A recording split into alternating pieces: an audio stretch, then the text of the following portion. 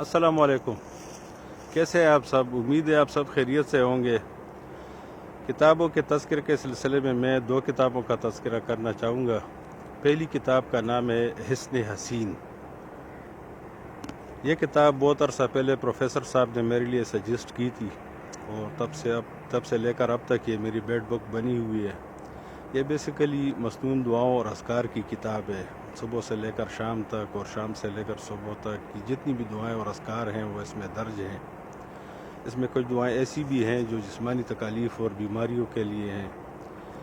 یہ آپ اپنے لیے بھی پڑھ سکتے ہیں اور اگر کسی کو تکلیف ہو تو اس پر دم بھی کر سکتے ہیں.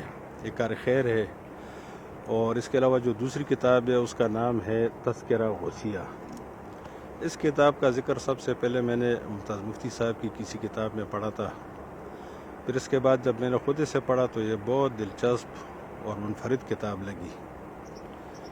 اس کی اصل خوبی یہ ہے کہ یہ سید غوث علی شاہ قلندر پانی پتی رحمۃ اللہ علیہ کی سوانح عمری ہے، لیکن یہ اس طرز پر لکھی گئی ہے کہ چھوٹے چھوٹے واقعات سے ان کی شخصیت ابھرتی ہے.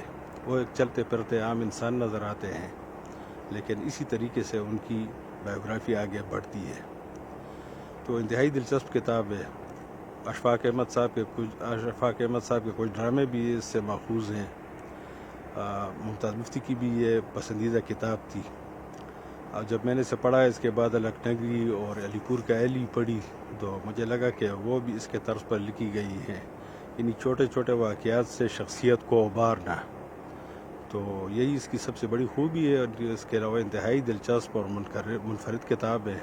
تو یہ دونوں کتابیں میں آپ کے لیے سجیسٹ کرنا چاہوں گا.